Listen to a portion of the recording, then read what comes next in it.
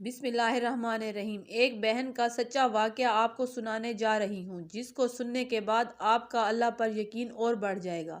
اس بہن کا کہنا ہے کہ شادی کے کچھ دن بعد ایسے حالات ہوئے کہ شوہر کا کاروبار ختم ہو گیا۔ 4 ماہ میں دونوں گاڑیاں بک گئیں، 6 ماہ سسرال والوں نے اپنے ساتھ رکھا، پھر انہوں نے الگ کر دیا۔ آج بھی وہ رات یاد ہے جب شوہر سے پوچھا، سنیے ہمارے پاس تو 2000 بھی نہیں ہے، گھر کا ایڈوانس کیسے ہوگا، اور اگر ہو بھی گیا تو ہر ماہ گزارا کیسے کریں گے؟ شوہر نے ایک بل مجھے دکھایا اور کہا کہ اللہ مالک ہے۔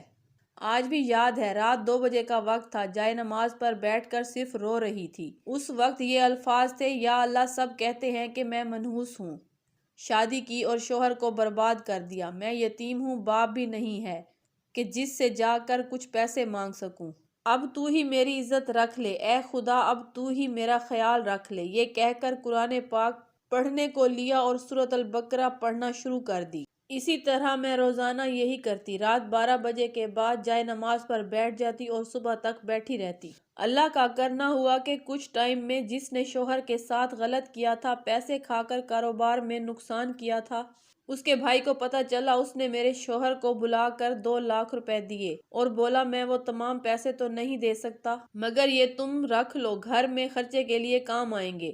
وہ 2 لاکھ کا ملنا تھا کہ ہم نے پہلی دفعہ پورا راشن، گوشت، مرغی وغیرہ گھر کے لیے لیا۔ اللہ کا کرنا ہوا کہ میرے شوہر کے تمام پرانے کلائنٹ نے ان سے رابطہ کرنا شروع کر دیا، اور اس 1 سال کے اندر ہم نے اپنا تمام قرضہ اتار دیا۔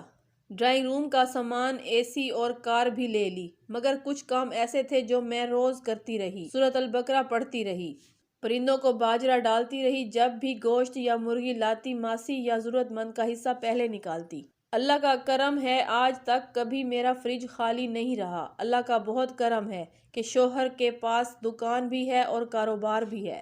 آج بھی جب اکیلے میں شادی کے شروع کے کچھ سال یاد کرتی ہوں تو حیران ہو جاتی ہوں۔ وہ وقت بھی تھا جب ایک وقت کے کھانے کا ہوتا تھا تو دوسرے وقت کا نہیں ہوتا تھا، اور آج یہ بھی وقت ہے کہ اللہ کی ہر نعمت میرے پاس ہے۔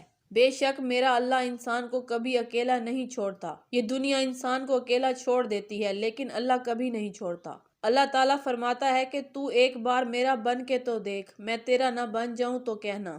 تو ایک مرتبہ خلق خدا پر رحم کر کے تو دیکھ، میں تجھ پر رحم نہ کروں تو کہنا۔ تو ایک مرتبہ میرے کہنے کو مان کر تو دیکھ، میں تیری ساری باتیں نہ مانوں تو پھر کہنا۔